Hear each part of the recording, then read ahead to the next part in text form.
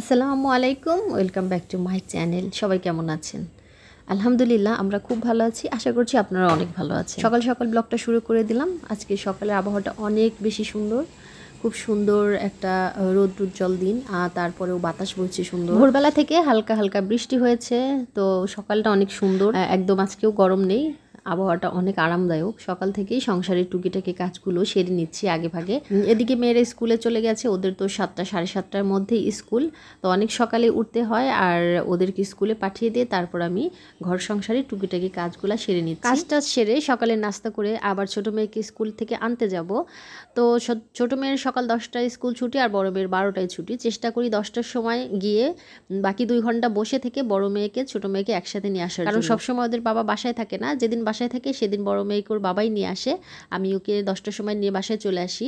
যেহেতু আজকে বাসায় নেই, তো আজকে আমাকেই নিয়ে আসতে হবে, সেজন্য সব কিছু গুজগাছ করে তারপরে একবারে যাব। টেবিলের উপরে এই অংশটা আমি ড্রেসিং টেবিলের মতোই ব্যবহার করি, বা ড্রেসিং টেবিল হিসেবে ব্যবহার করি, কারণ এখানে যা যা দরকারের জিনিস উপরে এই অংশটায় সুন্দর করে অনেকগুলো জিনিস সাজিয়ে রাখা যায়। এজন্য এখানেই সব কিছুই সাজিয়ে রাখি, কসমেটিক্স সামগ্রী যা। এটা ওদের পড়ার টেবিল, আর অহনা সবসময় ওর টেবিলেই সব কিছু রাখতে পছন্দ করে, বিশেষ করে কসমেটিক্স সামগ্রী যেগুলা, ওগুলা যদি আমি আমার রুমে নিয়ে রাখি তাহলে ও বিরক্ত বোধ করে, বারবার যে আনতে হয়। সেজন্য ওর কাছে ওর জিনিসগুলো রেখে দেই, দরকারি যা যা লাগে, আর আমার যেগুলো বেশি দরকার জিনিস সেগুলো আমার রুমে রেখে দিই। মাছে ভাতে বাঙালি যেরকম, সেরকম ডাউলও কিন্তু কোনো অংশে কম নয়।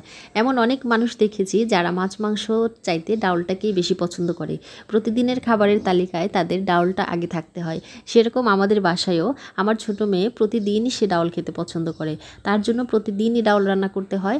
যদিও একদিন না রান্না করি, সেদিন হয়তো বা আগের দিনের ডাউল থাকে, সেটা দিয়ে ওকে চালিয়ে দিই, এরকম আর কি।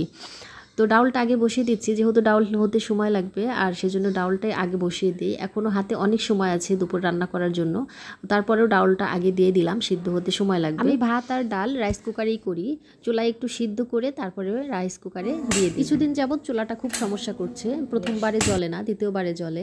তো অনেক সময় দেখা যায় এরকম করে আমি কয়েকদিন চুলাটা জ্বালিয়ে রেখেছি, কিন্তু চুলাটা জ্বলেনি, এতে করে অনেক গ্যাস বের হয়ে গেছে। কিন্তু গ্যাস বের হওয়াটাও বড় কথা নয়, এতে করে বড় ধরনের কোনো দুর্ঘটনা ঘটে যেতে পারতো। তো আল্লাহ সেখান থেকে আমাদেরকে হেফাজত করেছেন, আমিন। তো পটলটা বসিয়ে দিয়েছি, আর এখানে পটলের চোচাগুলো আলাদা করে রেখেছি ভর্তা করার জন্য। আর এই যে ডালটা আগেই হয়ে গেছে, ডালটা ফোড়ন দিয়ে নামিয়ে রেখেছি।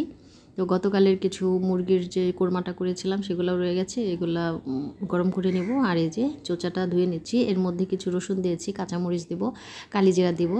তো এখন এই চোচাগুলোকে ভালো করে সিদ্ধ করে নিতে হবে, সিদ্ধ করে তারপরে একটু তেলে ভেজে তারপরে ভর্তাটা আমি করে নিই। তেল দিয়ে ভাজি করলে রাস্তার দুব্বাটা নাকি খেতে ভালো লাগে, এরকম একটা কথা আছে। তবে এটা সম্পূর্ণ মুখের উপর নির্ভর করে, এক একজনের মুখে এক এক রকম রুচি। যার মুখে রুচি আছে তার কাছে সব কিছুই ভালো লাগে।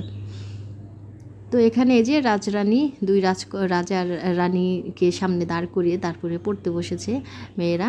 তো এই দুইটা এদের টেবিলে সবসময়ই থাকবে, এরা পড়ার শেষে এই পুতুল দিয়ে খেলা করে। তো ভিডিওটা আজকে এখান থেকে শেষ করে দেব, রাত হয়ে গেছে, এখন ওদেরকে পড়াবো। সবাই খুব ভালো থাকবেন, আল্লাহ হাফেজ, আসসালামু আলাইকুম।